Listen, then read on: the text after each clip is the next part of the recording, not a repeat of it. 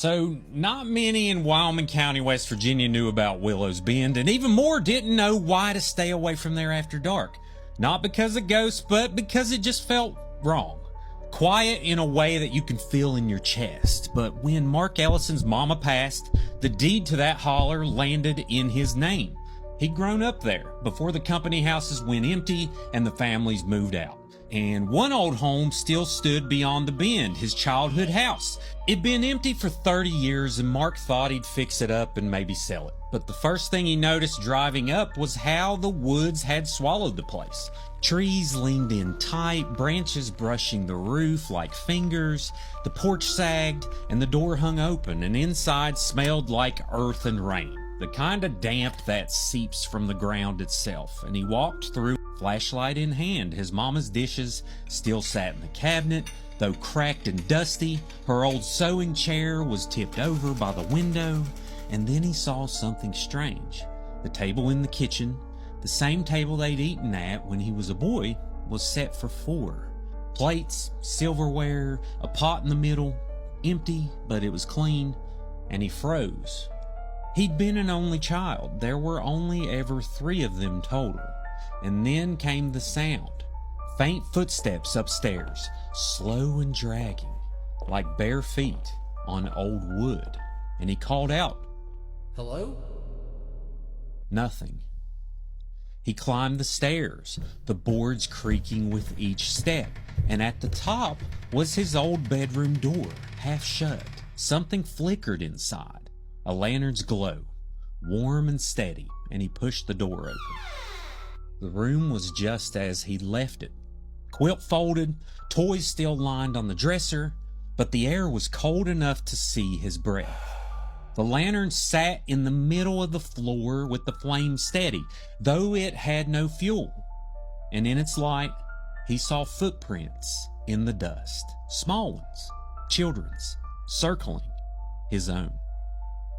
He ran out of that house so fast, he dropped his flashlight, but as he reached the yard, he stopped, because through the window, he saw the lantern light move, carried by someone walking slowly through the rooms. 3 figures, a man, a woman, and a child.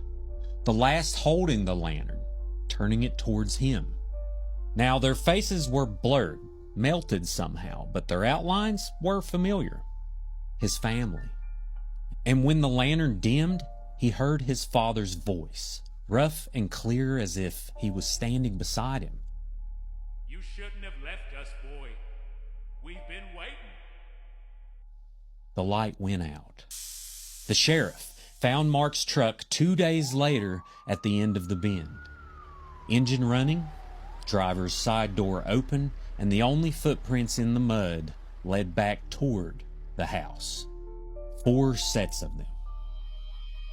This is a story about a guy named Danny who decides to rent a cabin in the Appalachian Mountains. And if you know anything about the Appalachian Mountains, you know where this is going. So Danny finds a cabin online. It's cheap, but it's described as remote and super peaceful, and that's exactly what he wanted. So obviously makes his trip to the mountains, and if you've been to the mountains, you know that the roads they can be really scary. They're super narrow. You're going up like for miles and miles. You can't see around a lot of the turns because, you know, the trees and just the edge of the mountain and it being so winding. It was a creepy ride, he said, but when he got there, the cabin was what was described. It was a nice little cabin right on the edge of the ridge. And it looked kind of weathered, but still it was like nice and cozy. It had like a single bedroom, a wood burning stove, and the porch looked right over the valley. So it was everything he wanted, and he was happy with it. Now the first night was super peaceful. He said he even slept with the window open because the mountain breeze just felt really nice. You could hear the crickets and stuff in the woods. It was super peaceful. But the second night is where things started to get really weird. So first he heard slow but deliberate footsteps on the porch, which was like right outside the window, and that startled him. And then he hears tapping on the window, and that really startled him. So he grabs his phone and he checks the time, and it's exactly 3:12 a.m. So he's really creeped out, but obviously he's gonna go see what the tapping is, because don't they always? So there's like a little part in the curtain where he can like kind of peek through a little bit. So he peeks out there and he sees a tall, like abnormally thin figure. And so he opens the curtains completely. Why, I don't know. But he opens the curtains and he sees it's a woman, but like she looks not right. She's super thin, pale, barefoot. She's wearing like a nightgown and she has long dark hair that covers part of her face, kind of like my creepy doll back there. And he asked her like, do you need help? He said she didn't say anything. She just stood there and like her head was like tilted slightly. Oh, he also did say that her eyes were super dark and empty, so that's creepy. But then he was like, are you lost? Like he's trying to get her to answer and she's not saying anything. And then all of a sudden she just kind of like smiles just a little bit. And she's like, let me in. This really freaked him out. And then her smile got way wider, like abnormally wide, and he went to grab a flashlight. So he rushes to grab a flashlight, and when he turns to shine it towards her, she's gone. So the next morning he just gets up and he hikes down the mountain like a mile, and there's like this little mountain general store, and the clerk in there looks at him and he's like, you look like shit. And he's like, yeah, I didn't sleep very well last night. There was a weird woman that showed up to my cabin. And she was like, she was super pale with dark hair, and you know, he described her or whatever. And the clerk was like, where are you staying? And he was like, the cabin is called Black Hollow Cabin, because you know they name all their cabins and stuff. And he was like, that's where you're staying? And Danny was like, yeah, why? And he was like, do you know who that is? Is someone like missing or something? And the clerk was like, people have been seeing that woman for about 50 years. And the people that see her tend to go missing. So Danny was like, what am I supposed to do? He said, do not talk to her and absolutely do not let her in. So that night, Danny is freaked out. And so he has all the lights on and he's got all the windows and doors completely locked. And he just sits on the couch all night with his like hunting utensil in his lap. Sorry, I don't know what I can say on here. And 3:12 a.m. here come the footsteps on the porch, and then here come the taps. But this time she says his name. He hears Danny. So Danny just ignores her like he's told, and she says, Danny, let me in. And he just keeps ignoring her literally all night long. And then he hears the footsteps leave the porch. So the next morning he packs his stuff and he leaves, but he stops by that store and all the clerk says to him is, she'll find someone else. Chelsea grew up in eastern Tennessee, and that's where she was currently living when this took place. She was going through a tumultuous divorce at the time. Chelsea was actually not employed at this time. She was looking for work, but to help her get on her feet, she had an uncle that lived kind of back in the mountains a little ways, and he owned a camper back in the woods and offered to let her stay there. She took him up on this because she said she really didn't have any other option, but as soon as she moved into the camper, she was kind of regretting her decision a little bit. The camper was clean and nice, but she just felt really odd being kind of like out in the woods all by herself. However, she was really grateful for a place to stay, and so she just tried to make it homey, decorate it the way that she wanted it, and she was there for about a week and said everything was fine. But then she started to smell something really, really foul. Like she said, it was like this putrid smell, but almost had this like sweet smell to it too. She said at first she thought it could have been like a dead animal, like out in the woods. But when she would walk around the camper, she even looked under the camper. She walked the perimeter of the camper, walked back in the woods a little ways, and she never saw any dead animal. The strange thing also was it didn't smell like that outside of the camper. It was only when she entered the camper that she smelled this awful smell. After a couple of days of this, she said the smell just became unbearable. So she told her uncle, who said that it could be maybe something with the sewage issue and that he would take a look at it. But she went to the store, she got a bunch of bleach, cleaning supplies. She cleaned every square inch of that camper.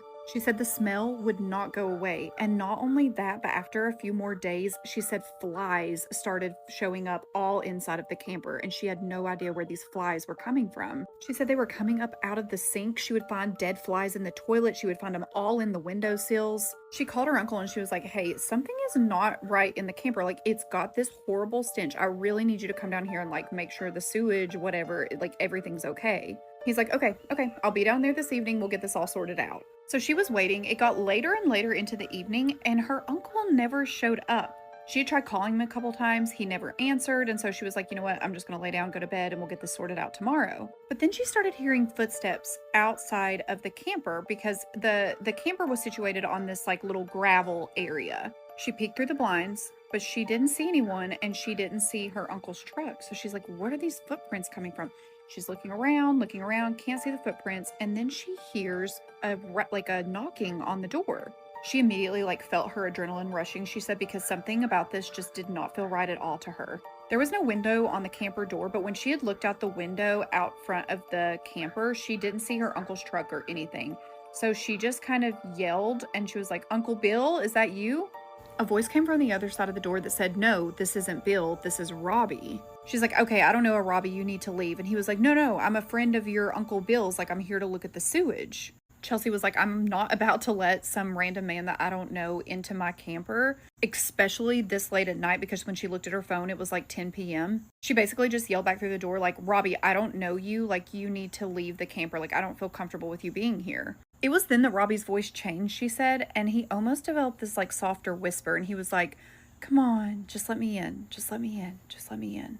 She was panicking at this point. She called her Uncle Bill. Again, he was not answering. It was pretty late at night. And she's like, you need to leave. I'm going to call the police. I'm going to call the police if you do not get off my property right now.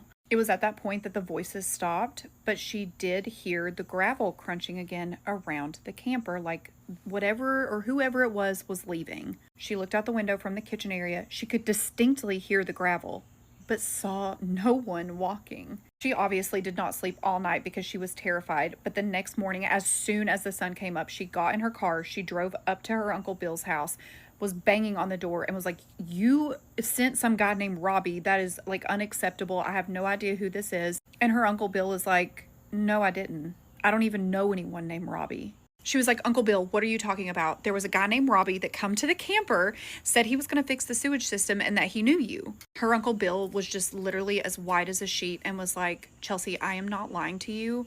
I don't know anyone named Robbie. I never called anyone named Robbie. I got tied up at work late last night, which is why I did not come fix the sewage system. He was like, maybe you were dreaming or something. She's like, no, what did you get? Uncle Bill, I was not dreaming. And he's like, okay, you know what? Let's just go down to the camper right now and I'm going to check out the sewage system for you. They go back down to the camper. He checks everything out. Nothing is wrong. Nothing is wrong with the sewage system. Nothing is wrong. There's no explanation for the smell. There's no explanation for the flies. There's no explanation for this weird guy thing named Robbie that came to the camper that night. She was like, look, Uncle Bill, I really appreciate your generosity letting me stay here, but I'm getting the heck out.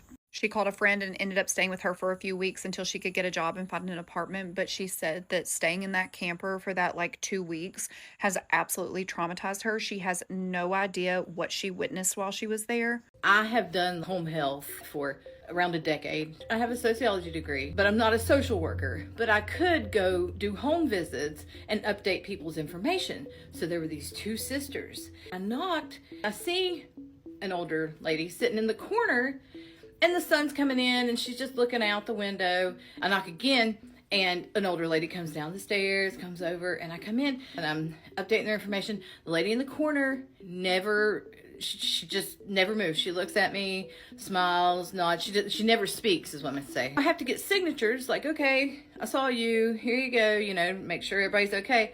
She said, so I go ahead and just sign X for her. And I was like, oh, all right. I go back and I look, and that lady in the corner is no longer living. She had a date when she passed away entered. And I didn't know what to do. Yeah. She said that her and a couple of her girlfriends went to a cabin outside of Banner Elk, North Carolina, which is in the Appalachian Mountains. They were staying at her friend's family cabin out there. And again, this is a family cabin, but they rent it out and let other family members and friends use it. She said the cabin was really quaint and cozy. There was 2 bedrooms downstairs and like a kitchen, living room area. And then there was a loft upstairs that you have to climb like a ladder to get up to. The first night they just hung out. They were drinking some wine, gossiping, catching up with one another, that kind of thing. And she said everyone went to bed. So 2 girls slept in one room, 2 girls slept in the other room, and they just left the loft open. She said in the middle of the night she couldn't sleep because she woke up and was absolutely freezing. She walked out into the living room area just to check like the heater or whatever, and it said it was set to 72 degrees and the thermostat read 72. But she was so cold she could see her breath. She ended up just putting on like a bunch of extra sweatshirts and found some extra blankets in the closet and went back to her room and fell asleep. The next day they woke up and they're just kind of like drinking their coffee, looking around the cabin, and they find this like guest book that was sitting at the entryway of the cabin. Next to the guest book was like a Polaroid camera that they could use like whenever family would come and stay. They would write like a little note, whatever, take a Polaroid picture and leave it in the book.